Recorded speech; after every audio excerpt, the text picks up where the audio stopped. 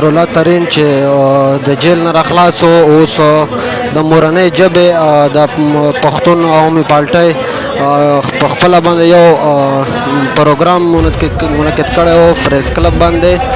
نو اوس زموږ مشر نورالله ترین ته هم دعوت ملاو شوی.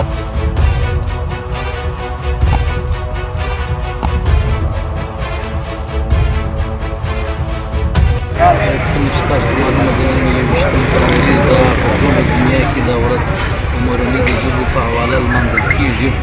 نو موږ پښتانه هم یو قام یو او هر کال دغه ورځ موږ قام هم کوم دنیا معلومه دي چې پښتانه پراته دي هغه راوځي د دې پښتاني ژبې دپاره دا ورځ لمانځي.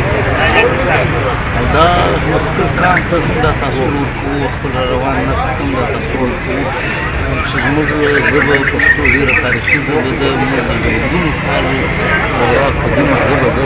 زموږ د دې ورځې مقصد دا دی چې خپل روان نسل دا خپله ژبه ټرانسفر کړي، زموږ دغه زاړه نومونه زموږ مختلف هغه دا زموږ بچیان دا د روان نسل هغه خپله مجبور پښتو وایي.